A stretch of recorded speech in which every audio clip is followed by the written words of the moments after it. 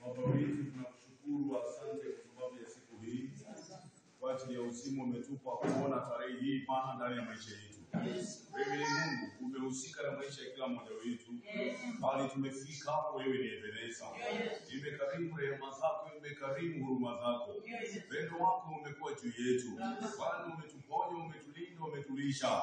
Wewe ni Bwana, tunakuinua. Ushindi huko mikononi mwetu kwa sababu ya kufufuka kwa Yesu. Tumekuja katika ibada kubwa na ibada hii mikononi mwako. Mnenaji Bwana kwa pamoja naye. Bariki anapoanza kuendelea kumaliza. Tukuone wewe kwa sababu ya baraka ya siku ya leo. Jina lako libarikiwe. Katika jina la Yesu nimeomba mtu aseme amen. Amen.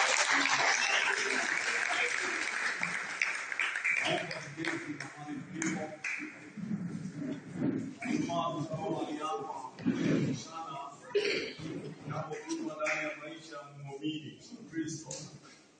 Dini siku nyingi, kuna Wakristo, kuna Waislamu, kuna Wahindu, na kuna madini mingi sana. Tunasabua siku zaidi ya 100 hata 1000. Lakini unakuta kila dini ina imani yao, na kila dini wana mahali wanaelekea, na kila dini ina mahali wameshikilia, na katika kushikilia hapo hivyo wanakutana na miujiza yao ndani ya maisha yao. Hata ndani ya Wakristo, katika Ukristo wetu kuna madini ndani ya Ukristo wanajiita Wakristo, na unakuta ya kwamba wana vitu wameshikilia, na hizi vitu zinawasaidia ama siwasaidii wenyewe wanajua. Lakini sisi ambao tumekombolewa na damu ya Yesu, imani yetu ni moja tu: kuzaliwa kwa Yesu na Bikira Maria, kusulubishwa kwa Yesu msalabani, kuzikwa kwa Yesu na kufufuka kwa Yesu siku ya 3. Hiyo ndio imani sisi tunashikilia, na akaenda ameketi mkono wa kuume wa Baba, huko anatuombea. Hiyo ndio imani sisi tunashikilia, tunafuata hiyo. Kwa hivyo siku ya kuzaliwa kwa Yesu December 25th sisi tunasherehekea, na siku ya kusulubishwa kwa Yesu sisi tunakuja kukumbuka ya kwamba Yesu aliteseka kwa sababu ya mateso yetu, achukue dhambi zetu, basi atusamehe makosa yetu, na atupe uhai ambao ulikuwa umepotea, na alafu atupe ushindi kupikana na maisha ya dunia hii. Yesu anaposulubishwa msalabani, anakupepea mambo mengi pale msalabani. Tunasema magonjwa msalabani ilimalizika. Tunasema shida zote laana msalabani zilimalizika. Yesu alipepa mambo akaenda naye pale msalabani. Na yeye mwenyewe alipong'ang'ana na msalaba huo, wakati ilipotimia masaa fulani, kuanzia saa 6, kuanzia saa 3 mpaka saa 6, watu wakaona vile Yesu alikuwa anasulubishwa. Wenye walikuwa wanafanya wakaendelea kufanya, wenye walimdhihaki wakaendelea kumdhihaki. Kuanzia saa 6 mpaka saa 9, kisa kubwa ikaingia katika ulimwengu. Na hiyo kisa kuu, Yesu akashangaa, akawa peke yake, akawa anang'ang'ana. Hapo ndipo Yesu alitoa sauti na anang'ang'ana, na akaambia baba yake, mbona umeniacha? Kwa sababu wakati huo ndio Yesu alikuwa anang'ang'ana roho kumtoka kwa ajili ya maisha yetu. Basi baada ya hiyo sisi tukapata komboleo la dhambi. Nina uzima kwa sababu ya Yesu. Nimekombolewa kwa sababu ya Yesu. Nimesamehewa kwa sababu ya Yesu. Nina jina kwa sababu ya Yesu. Nina uzima kwa sababu ya Yesu. Watu wengine hawangekuwa na jina, hawangekuwa na uzima, hatungekuwa na afya, na hatungekuwa tunaishi mpaka saa hii. Ni Yesu. Kusulubishwa kwa Yesu kulisababisha wengine wetu tukaona siku ya leo. Tulikufa kitambo, lakini Baba akatusaidia. Mtu aseme amen. Wachawi walitoroka, wakatumalisha, wakasema imekwisha, lakini Yesu naye msalabani akasema hapana, huyu angali ni wangu. Kwa hivyo siku ya leo tumekuja kusherehekea, ambia jirani kusherehekea, na tunasherehekea ushindi. Hawasherehekeaji failure. Ukisikia watu wanasherehekea, watu wanasherehekea ushindi. Yaani mtu unaona anasherehekea kushindwa, huyo mtu anatakana asijue mcheki. lakini watu wanasherehekea ushindi. Tumekuja kusherehekea. Ambia jirani, nimekuja kusherehekea. Na umekuja kusherehekea kitu gani? Tumekuja kusherehekea ushindi. Ushindi ambao Yesu ametuletea pale msalabani. Yesu ameshinda kifo. Yesu ameshinda kifo. Kama kuna kitu ambacho watu hutisha wengine nao ni kifo, ndakuirola bwana. Yaani watu wanapenda kutisha watu na kifo. Alafu wengine so kuliata. Yaani utakula utakufa. Yesu ameshinda kifo. Kwa hivyo tunafurahia, tunasherehekea kwa sababu Baba wetu ambaye ni Bwana na Mwokozi wa uzima wetu ameshinda kifo. Nataka nikupee nafasi hii usikise yale Mungu atatufundisha kupitia kwa Pastor Manyonge kwa sababu ya siku ya leo. Si Mungu akupende na Mungu anipende. Amen. Mungu akupende na Mungu anipende. Amen. Yesu ameshinda kifo. Na kwa sababu ameshinda kifo, Biblia huwa inanifurahisha sana ya kwamba pale msalabani alienda na sisi. Hakuenda peke yake, aliendanga na mimi. Pale kaburini alishukanga na mimi. Alikuwa ametembea na jina langu. Mimi nilikuwa pamoja na Yesu. Na zaidi ya yote, atikufufuka kwake tulifufuka na yeye. Na Biblia inasema hata kuketi kwake kule tuna neema ya kukaa pamoja na Baba kule mkono wa kuume kule mbinguni. Sisi ni zaidi ya washindi. Si mtu aseme amen. Nikiwa na Yesu, mimi ni zaidi wa ushindi. Ninashinda kwa sababu ya yeye anitiaye nguvu. Ninaishi kwa sababu ya Yesu. Kwa hivyo nataka nikutie moyo, mambo mengi zungumza kuhusu Yesu. Wacha kuzungumza mambo mengine. Mkristo zungumza kuhusu Yesu. Mahali ulipo zungumza kuhusu Yesu. Weke mikono pamoja tulete tena. Haleluya, tunatoa ibada nzuri leo kwa sababu tunataka kushiriki meza ya Bwana. Leo hii tunashiriki meza ya Bwana mahali hapa. Tuna ibada nzuri. Tuweke mikono pamoja. Welcome to the church.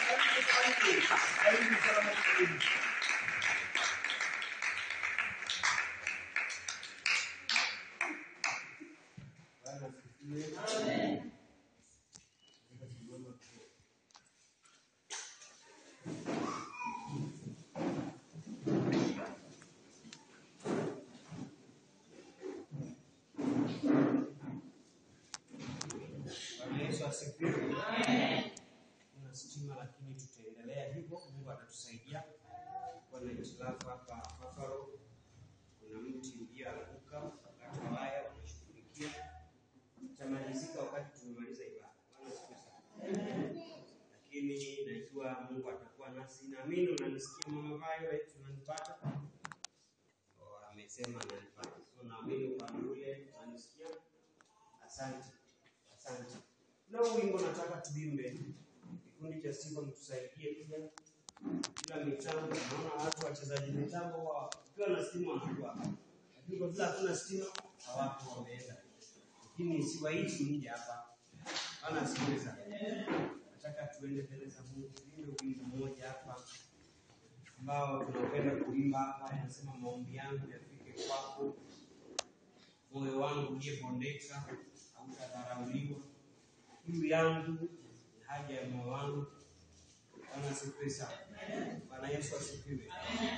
Bwana Yesu asifiwe. Leo baridi sana. Siulize mtu kama umekunywa chai kwa sababu sina chai ya kukupa. Nikuuliza kama umekunywa ama hujanywa chai, sina ya kukupatia. Bwana asifiwe sana. Hivyo unaenda hivi. Moyo. Ana anaujua? Tunajua, sisi tunajua. Inaendaje? Hiyo huwa anajua. Maombi yangu yafike kwako. Moyo uliopondeka dharau. Kiu yangu, haja yangu ni nifanane nawe, nifanane nawe. Sema maombi yangu yafike kwako, moyo uliobondeka utadharau, kiu yangu haja yangu nifanane nawe, nifanane nawe. Nifanye kama wewe, unifinyange,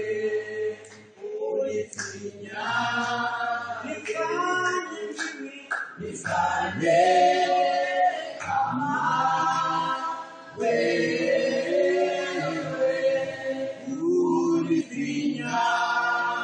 unifinyange,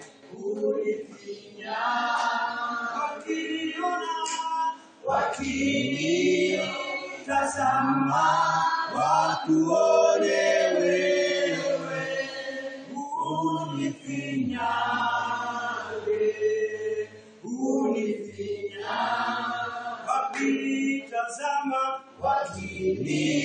wakinitazama wakuone wewe,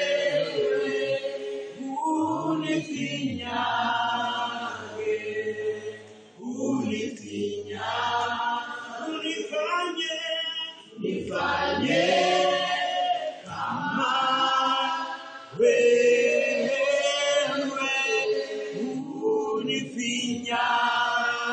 unifinyange, wewe unifanye, nifanye kama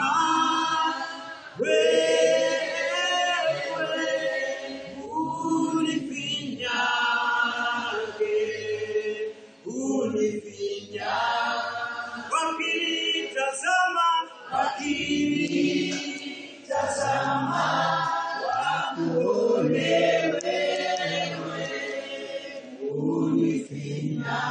unifinyange,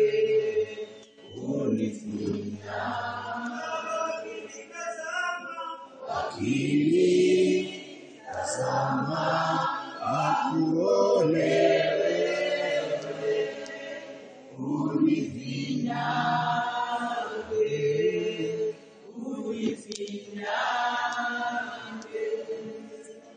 Kwa nami katika Biblia yako wa Korintho wa kwanza tunasoma mstari wa 13. 1 Corinthians chapter number 15. We are reading verses 17 to 18. Sioni Deacon anataka anisomee Biblia hapa. Sioni wa Korintho wa kwanza tunasoma mlango ni wa 15 mstari wa 10 kuanzia juu kidogo tukiteremka na Mungu atatusaidia. Kuna mtu amepata Kiswahili somee. Muona Deacon atatoka nje na nilikuwa natarajia atanisomea. Nasoma wa Korintho wa kwanza 1 Corinthians chapter number 15.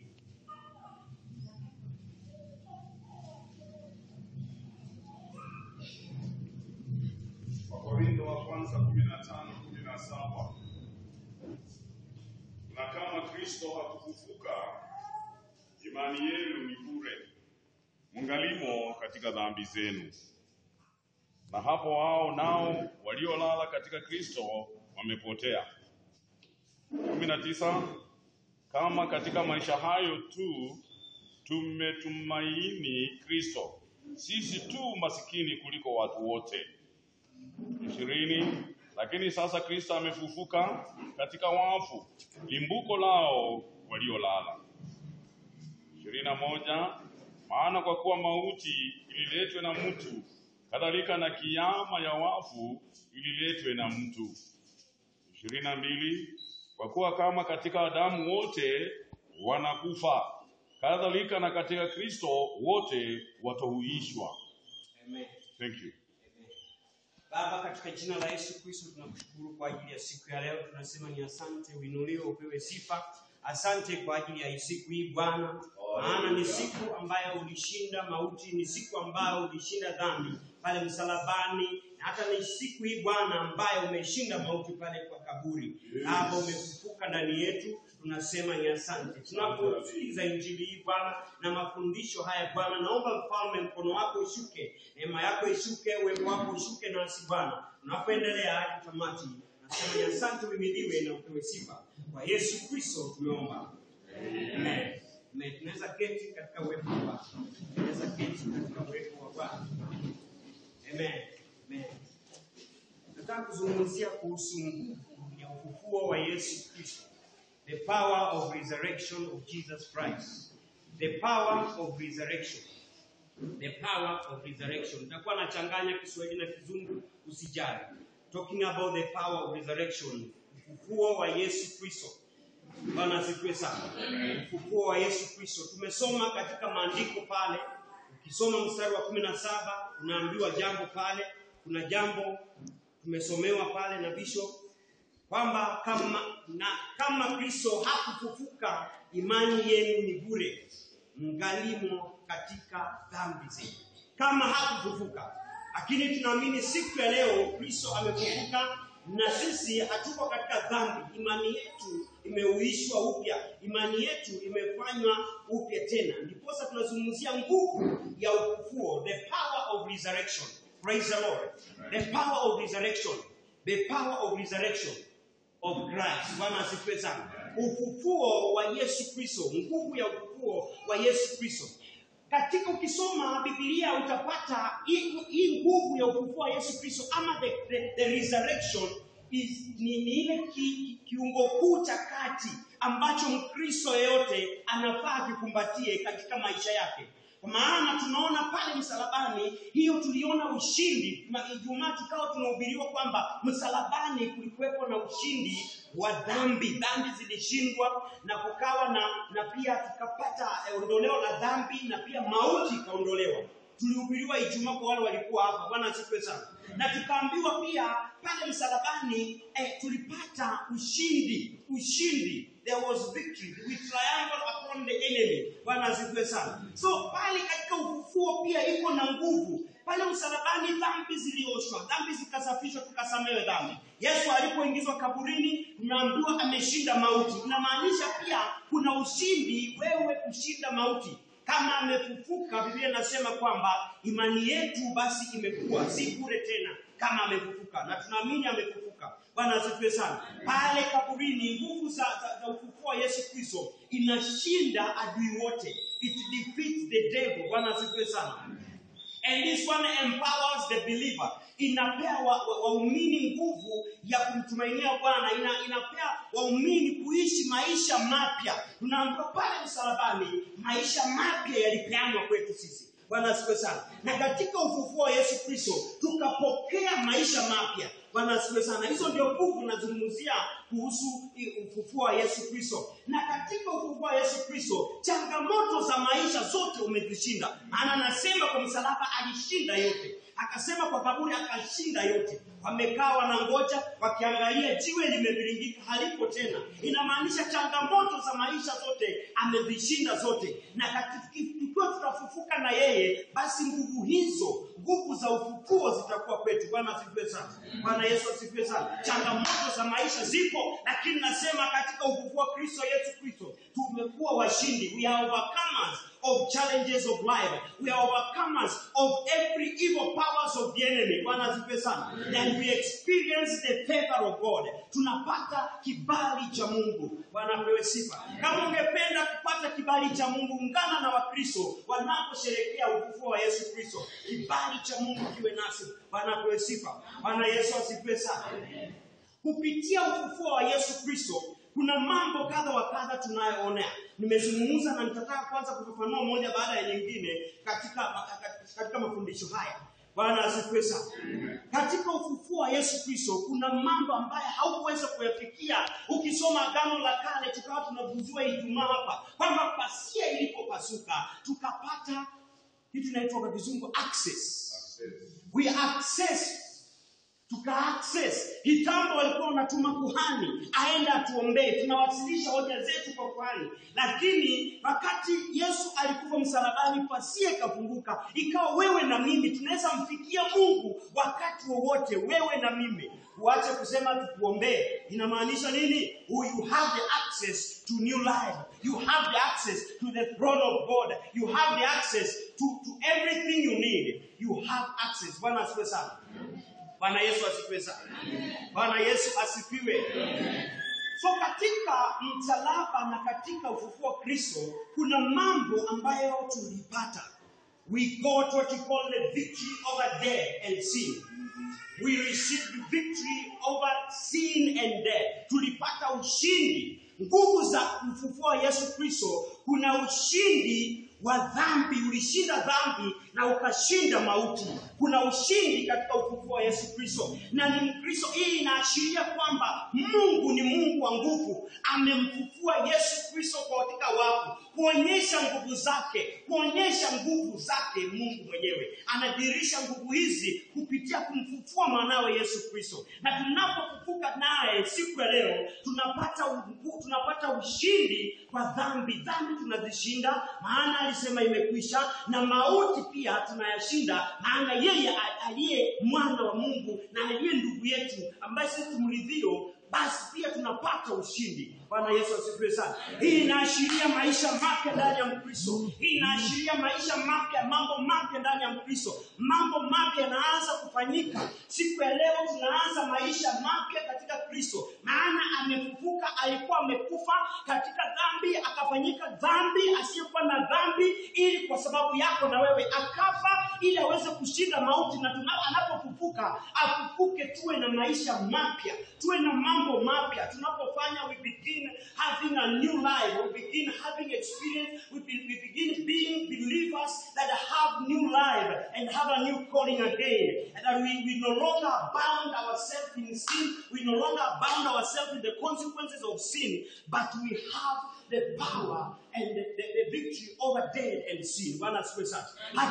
Hatuingizwi tena katika dhambi, hatuchafuliwi tena katika dhambi na mauti. Lakini siku ya leo tunafanywa maisha mapya kwa kupokea ushindi. Bwana asifiwe sana. Kuna ushindi wa dhambi na mauti katika kufufuka kwa Yesu Kristo. Ya pili, tunapata kitu what we call there is empowerment and new life. There is empowerment and new life. Unapata nguvu mpya na unapata maisha mapya. Katika ufufuo wa Kristo, nguvu za ufufuo wa Kristo, kuna nguvu mpya ambayo tunapewa siku ya leo, na kuna maisha mapya ambayo tunaanza kuyaishi kama wa Kristo. Tupewe sifa Kristo.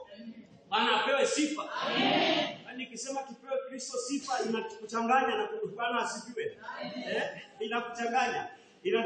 So there is power in the resurrection, not just for the past event, but for the reality of whatever we are going through, for the reality of the present. For the reality of the present, that Christ has empowered us now to live a life full of power, a life full of victory, a new life. Bwana asifiwe sana. Yesu Kristo ametupa nguvu tuishi maisha yaliyo sawa, maisha mapya, maisha ambayo it's free from fear, free from bondage. Hautaogopa tena, maana Kristo ameyashinda yote. Katika ufufuo, nguvu za ufufuo wa Yesu Kristo, kuna maisha mapya ambayo hayana shida yoyote. Bwana asifiwe sana. Shida zote alizimaliza msalabani. Alikamata zote akakufa nazo msalabani. Amefufuka akiwa mpya, akiwa tufufuke naye tupate maisha mapya. Katika ufufuo wa Kristo tunapokea maisha mapya. Katika ufufuo wa Kristo tunapokea mambo mapya. Hatuko tena katika utumwa, bali tuko na Kristo Yesu aliyeketi mkono wa kuume wa Mungu Baba. Anatuazia na kutuombea mambo mazuri. Amen. So maisha, nguvu za kufufuka, we get what we call empowerment and new life. Tunapata kutiwa nguvu na tunapata maisha mapya. Tunaishi maisha that is free from sin, free from bondage, free from challenges. Whenever challenges come, you just present them to God and say, God, you said it was finished. Bwana asifiwe sana.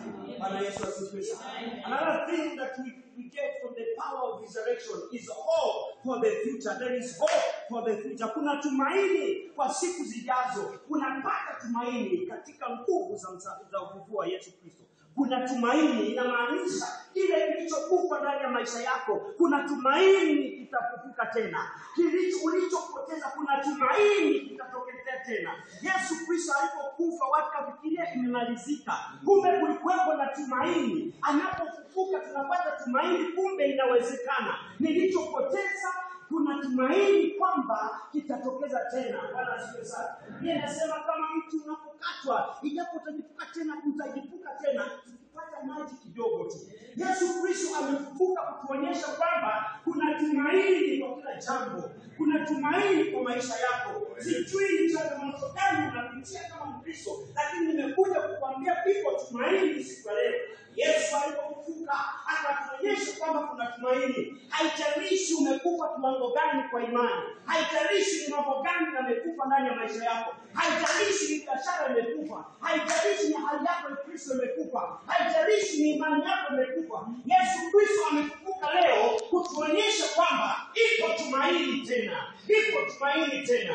Haijalishi hata ndani ya moyo wako litake fanyike, ukakata tamaa ndani ya maisha. Nimekuja kukutia moyo nikwambie, Kristo alipofufuka, nguvu ya ufufuo wa Yesu Kristo inatupa tumaini. Imetupea tumaini sisi. Imetupea tumaini sisi. Bwana asifiwe sana. Tunapokea tumaini la maisha. Tunapokea tumaini la maisha. Tunaishi maisha tukiwa na guarantee kwamba kuna kesho inakuja ambayo iko na mazuri. Bwana asifiwe sana. Bwana Yesu asifiwe sana.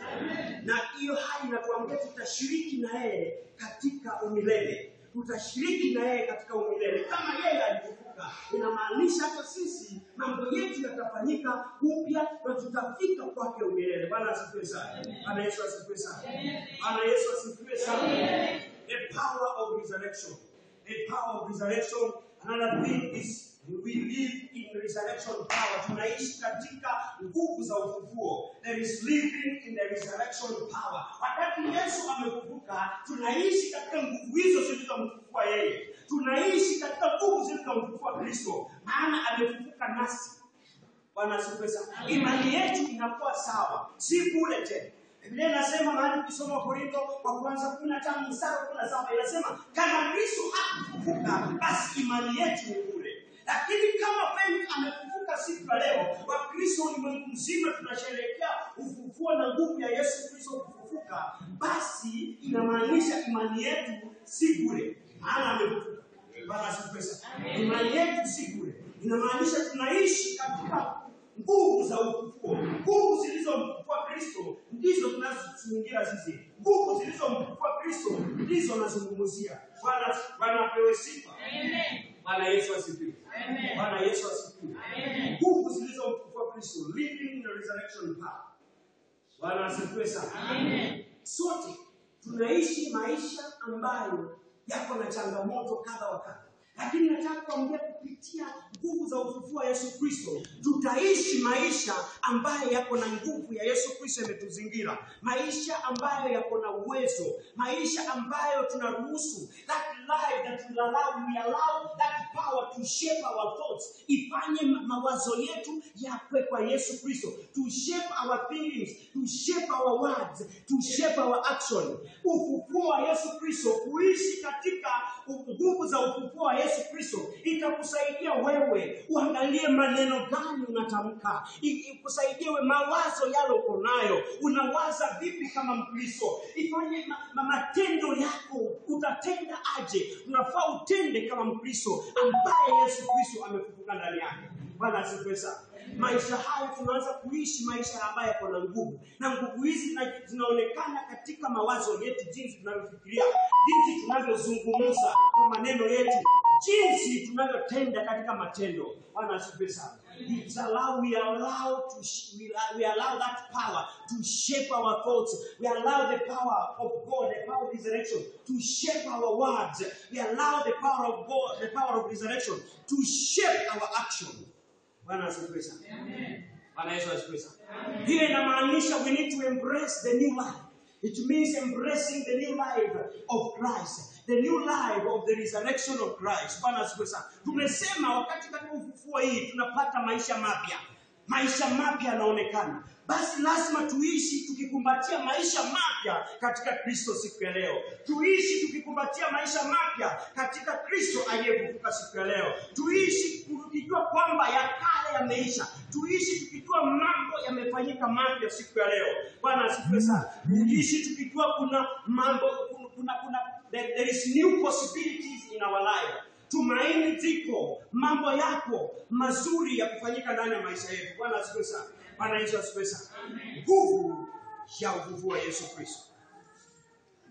Ninapomaliza kwa yule ambaye ataingia baadaye atapata, sisi tunaendelea kipindi kingine. Ninapomalizia, the power of resurrection, we receive what we call the manifestation of God's glory.